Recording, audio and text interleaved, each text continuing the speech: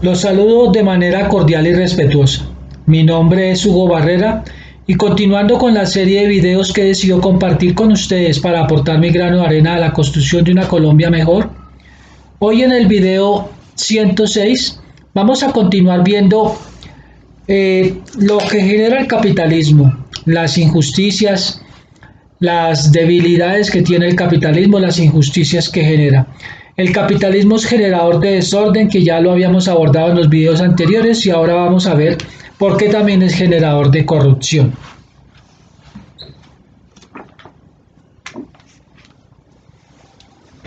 Es generador de corrupción.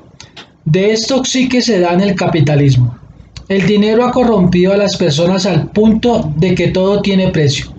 No obstante, hay algunas excepciones, pero para estos honestos seres humanos es un peligro su honradez, pues son perseguidos, excluidos y hasta asesinados. De cuando en cuando se desata un escándalo por la exposición pública de algunos de estos hechos que hacen pensar a la ciudadanía que, por no ser noticia de todos los días en los medios de comunicación, son situaciones aisladas que se presentan de forma esporádica y no generalizada y diaria. Pero la verdad es que sí es habitual y pasa en todos los lugares del mundo. Veamos algunos ejemplos, empezando por casa. El 1 de febrero del 2003, mientras se realizaba uno de los consejos comunitarios que organizaba el por entonces presidente Álvaro Uribe Vélez, el exalcalde del pueblo El Roble, en el departamento de Sucre, el señor Eudaldo León Díaz Salgado, pidió la palabra para denunciar la inmensa corrupción que existía en su departamento, pero además para decir públicamente, dejando sus palabras como testamento y constancia de valentía, que por las denuncias de corrupción hechas ahora y antes contra el gobernador Salvador Arana, lo iban a matar. Eudaldo, a sabiendas que si se enfrentaba a los corruptos, que además contaban con su propio ejército, las AUC, Autodefensas Unidas de Colombia, pondría en riesgo su vida.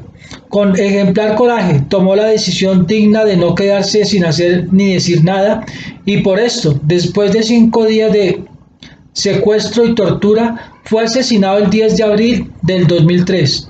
Los ricos, poderosos y corruptos actuaron una vez más como es y ha sido su costumbre. Puedes ver en YouTube el video que evidencia esta historia lamentable, terrible que les acabo de relatar. En las posteriores investigaciones se encontró culpable a la señora Diana Luz Martínez, exdirectora de la cárcel La Vega, quien dio permiso de salida a los paramilitares presos Emiro José Correa, alias Convivir, y José Tomás Torres, alias Orbitel, autores materiales del asesinato. Salvador Arana y Rodrigo Antonio Mercado Pelufo, alias Cadena, fueron encontrados culpables de haber ordenado el homicidio. Este caso estuvo rodeado de muchas amenazas y asesinatos a testigos, como el ocurrido contra Diógenes Mesa, demostrando esto que los corruptos y poderosos están organizados y actúan en bloque para asesinar a quienes se les oponen.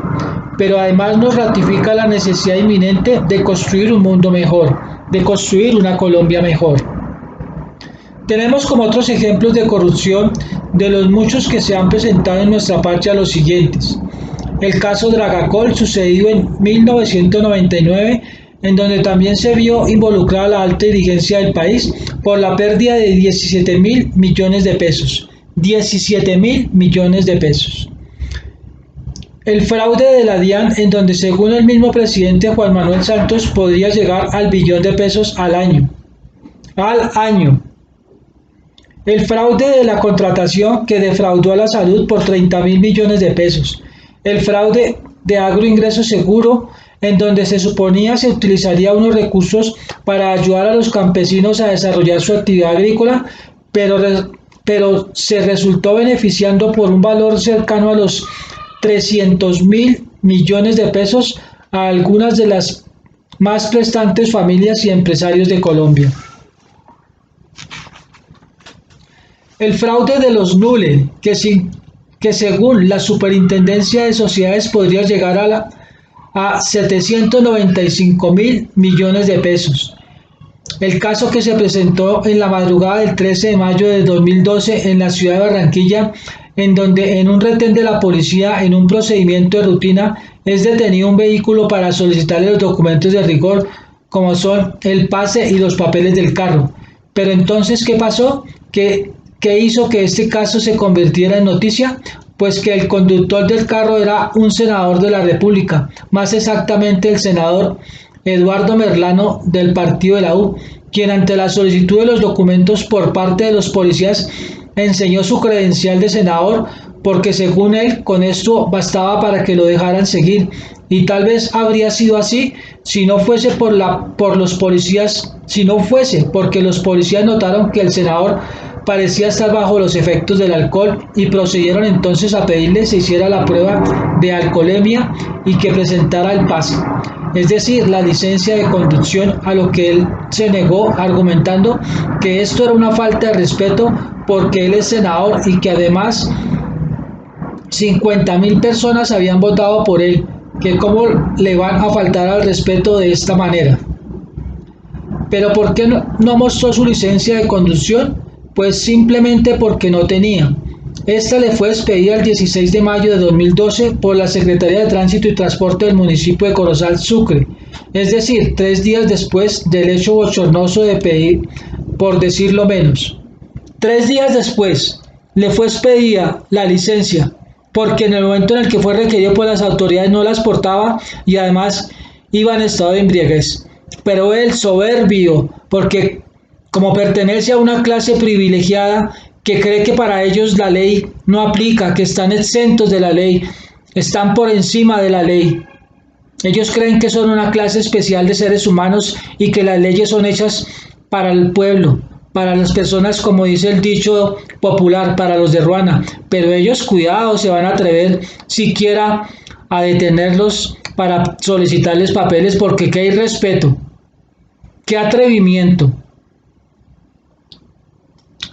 Pero como para que no quedara dudas de la mentalidad plutocrática que ha regido a la humanidad en los anteriores estados esclavista y feudal y que se sigue manteniendo en el estado capitalista, el general Óscar Pérez Cárdenas se despachó con toda indignación contra sus subordinados por lo acontecido, diciendo así: mi capitán, frente a lo que sucedió ayer con un honorable senador de la República, de 45 millones de personas, los colombianos escogimos a 100 para que hicieran las leyes.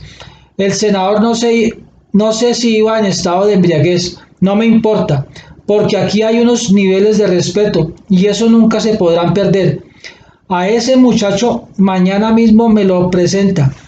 Queda inmediatamente desvinculado. Le buscaremos el traslado para otra unidad del país, porque si nosotros perdemos de vista la jerarquía frente a los que hacen la ley, estamos en la olla. El patrullero Escobar Carmona no tendrá ningún problema el día de mañana de hacerle un comparendo al carro del comando porque no puso una dirección al momento de virar a la derecha o a la izquierda, cuando eso es una cosa que se le puede olvidar a una persona.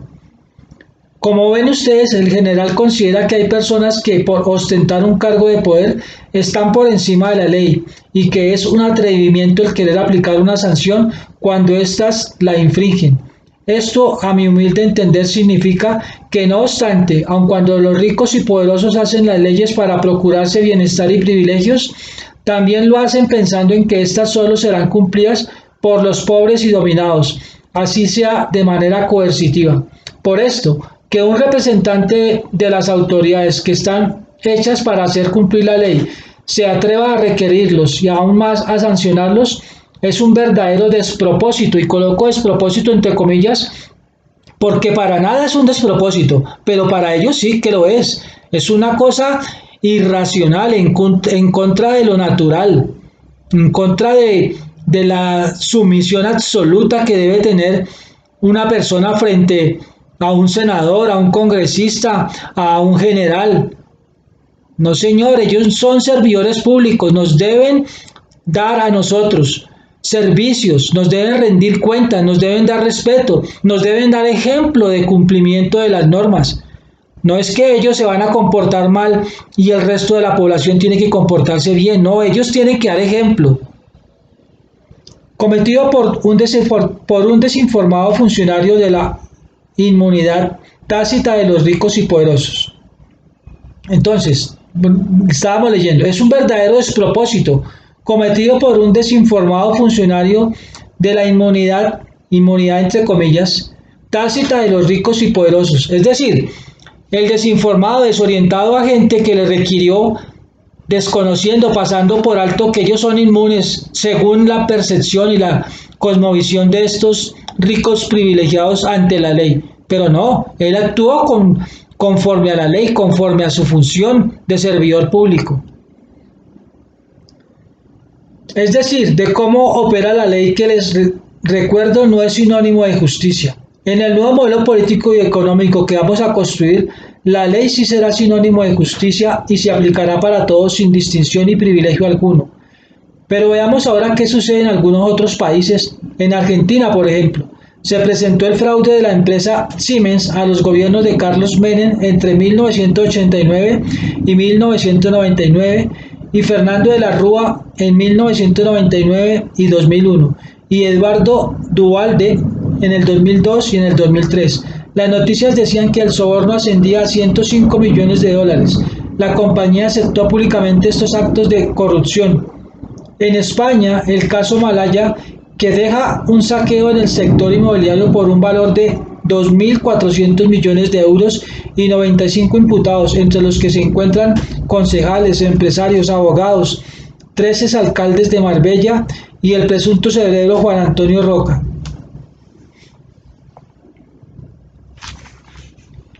El caso de corrupción en donde está involucrado el duque de Palma, yerno del rey de España Juan Carlos I. Nota, aun cuando no es el rey Juan Carlos I el investigado, quiero que sepa sobre la inmunidad jurídica que le consagra la Constitución española a este cargo en su artículo 56, para que veas cuán descarado e injusto es el abuso de poder y los privilegios de los que gozan los ricos en el mundo con el aval o la complicidad activa o pasiva del pueblo. Veamos también el fraude cometido por la empresa. En este artículo 56 se declara la inmunidad del rey. Ahí ya no es como aquí en Colombia que se creen, ahí es que la ley le garantiza que él es diferente a los demás, que él está por encima de los demás. La monarquía es anacrónica, ya no tiene por qué estar vigente en ningún país del mundo en pleno siglo XXI. No entiendo la mentalidad tan servil de las personas al tener reyes frente a ellos, al disfrutar de salir a las calles al verlos pasar en sus carrozas elegantes, en doblegar el lomo para saludarlos. ¡Qué mentalidad! ¡Qué servilismo tan grande el de la población mundial!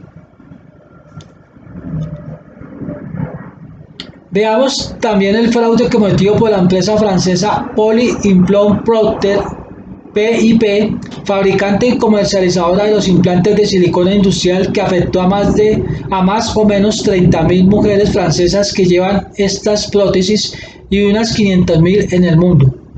Lo hecho por Jean-Claude Mas demuestra las terribles equivocaciones y faltas a la ética en las que puede incurrir una persona cuando persigue la ganancia económica a costa de todo, obedeciendo a la dinámica capitalista. Jean-Claude Mas, de 72 años, dice: yo sabía que el gel de silicona que empleaba contenía varios elementos inadecuados, no estaban homologados, pero los usamos porque eran más baratos y de mejor calidad. Como puede decir Jean-Claude Mas en su defensa, que tomó la decisión de utilizar un producto porque era de mejor calidad cuando este producto no se había sometido a las pruebas que permitieran hacer esta afirmación? Pero en esta misma línea y obedeciendo a los paradigmas del capitalismo que dicen que toda oportunidad de negocio debe aprovecharse para obtener ganancias económicas, los empresarios detectaron que en la vanidad había una magnífica oportunidad de ganar dinero, y para esto contrataron a expertos en publicidad, mercadeo y psicología del consumidor, lanzando al mercado una gran gama de productos y procedimientos estéticos para lograr un estereotipo de belleza también creado por ellos. Porque la belleza es subjetiva, depende de los ojos de quien la observa, pero estas personas, en sus afanes de vender prótesis, de vender vestidos. Generan sus propios estereotipos de belleza que luego con sus campañas publicitarias imponen en las mujeres, a las cuales de paso las someten a un sufrimiento grande si no logran encajar en estos estándares de belleza. La fuerte campaña de mercado y publicidad tendiente a posicionar en la mente de las personas, especialmente en los jóvenes, su nuevo concepto de belleza causó que aparecieran enfermedades terribles como la anorexia, la bulimia y comportamientos destructivos como la ingesta de anabólicos y la práctica indiscriminada e innecesaria de procedimientos y cirugías estéticas que han llevado a la muerte por complicaciones al momento de la intervención quirúrgica o después de ella a los pacientes. En el nuevo modelo político y económico que vamos a crear, le enseñaremos a nuestros niños y jóvenes, niñas y jovencitas a amarse y respetarse entre sí, pero también como condición necesaria para poder amar a los demás y construir un mundo mejor, el amarse y respetarse a sí mismos y a no ser prisioneros de la vanidad y las cosas superfluas. Si bien es cierto, se debe tener cuidado de la presentación personal como muestra de amor y respeto hacia sí mismo y a los demás, no es cayendo en las garras de la moda, la vanidad extrema o la superficialidad que se logra esto, porque muchos de los casos de cirugías estéticas, como el implante de glúteos, senos o la lipoescultura, se solicitaron e hicieron a personas que no las necesitaban porque ya de antemano eran lindas, pero por falta de personalidad y autoestima influenciadas altamente por los estereotipos de belleza y las campañas de publicidad que inducen a estos comportamientos, decidieron realizárselas. Los casos son ampliamente conocidos por ustedes. Los ejemplos son muchos, desde las personas que no son famosas hasta las que sí lo son. En los Estados Unidos, centro neurálgico del capitalismo actual, se presentaron los siguientes casos de corrupción.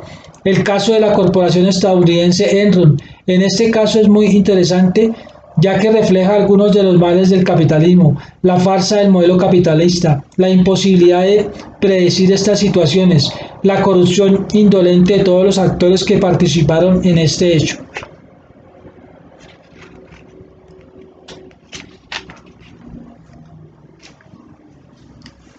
Vamos a dejar este video hasta acá. Continuaremos este repaso de el generador de corrupción producto del capitalismo. En el siguiente video lo vamos a seguir observando.